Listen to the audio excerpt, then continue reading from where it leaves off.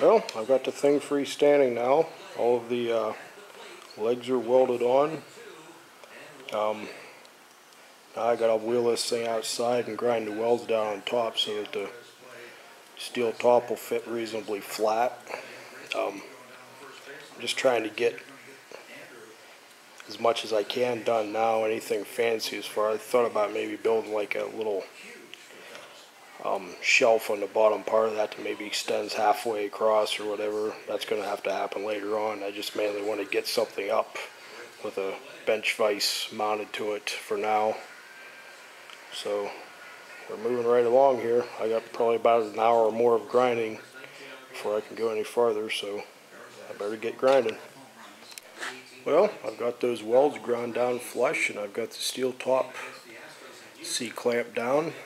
Seems to fit quite nicely. I've got just a small lip to weld to. I'm just going to probably weld each corner and then maybe one or two tack welds in the center. So that's about it. Surprisingly, it really doesn't rock. I thought it would. So I guess I must have done something right there, huh? So I'll weld this up and show you how that turned out. Well, I've got the top all welded on here. I got to grind the sharp edges down a little bit and some of the spatter. Notice I just basically stitch welded it. Wasn't any sense of welding this thing the whole way around. As you can see, there's a storm blowing in, so I can't really bring this thing outside and grind it. I'll have to wait until the storm passes.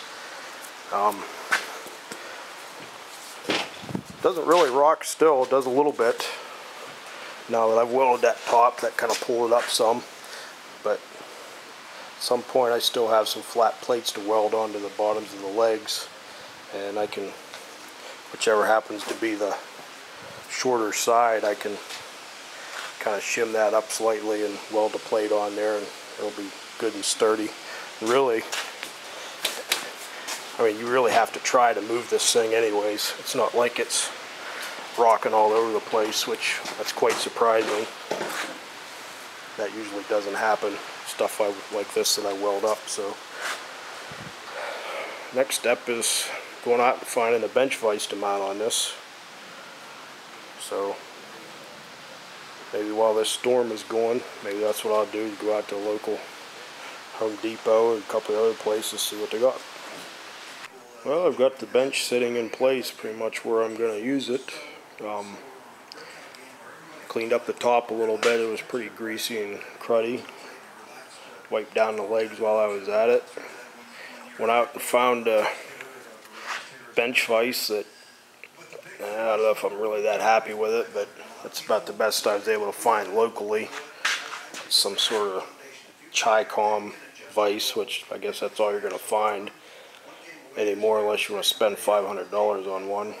I'm going to bolt this thing down and should be pretty much ready to go then after that. It's definitely going to be a useful piece of equipment for me. I'm going to drill, at some point I'm going to drill and tap a few holes into the top here that I can use to clamp pieces down if I need to. And also probably in this corner here back behind that bench vise, I'm going to put a series of 4 holes that I can mount a plate to and mount various things onto the end of this. Possibly a maybe like a reloading press at some point, if I've been wanting to get into ammunition reloading for a while. And also, one thing I'm definitely going to make is whenever I'm rebuilding C4 transmissions, I generally stand them straight up and down like this on the tail shaft. I'll build a plate to where I can set that on that plate, and it makes it much easier to build them transmissions. And anything else I can think of, I'll definitely make adapters for that area.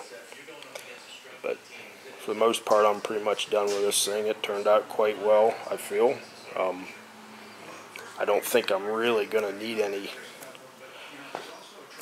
type of support in between these legs. I mean, I basically took my foot and kicked them pretty much as hard as I could, and they're not budging. I mean, that's as solid as it could possibly be.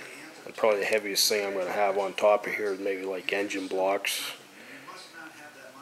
cylinder heads, that sort of thing. So this is definitely more than strong enough for anything like that. So I guess pretty much the end of this particular thing. I might do videos later on, like if I build some sort of a attachment or whatever, like I'd spoke of before. I'm going to run 2 of these holes down through this 2x2 tube, since that's the strongest part of that, and then this last one's going to be in through the top, which we'll see if it'll be strong enough or not. If it ends up wanting to flex up, then I'll just get a short piece of tube that I'll weld across there and then just drill and tap that. That should take care of any flex. The amazing thing is that 2x2 tubing that I got, there is the total wastage. I had that much left, and then of course all the little angles that I cut off. But other than that, I used every single bit of that 24-foot piece of square tubing. So that was good. As expensive as it was, I didn't waste anything. Happy about that. But I guess that's pretty much it for this. Well, there we go. Bench vise all bolted down. I'm not real thrilled with the vise itself. It's pretty flimsy, but I think it'll get the job done. So, as far as I'm concerned, this thing's done for now. Okay.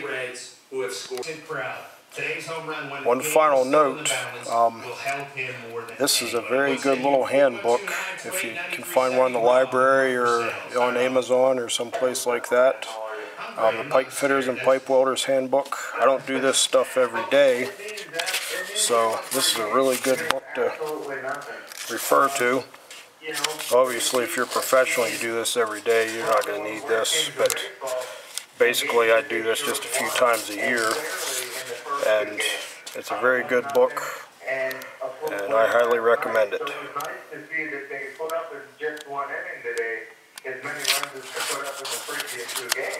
Just kind of flip through here and kind of see real quick some of the stuff that's in this.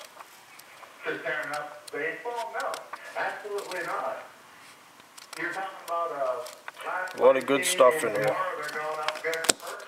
Okay, that's about it.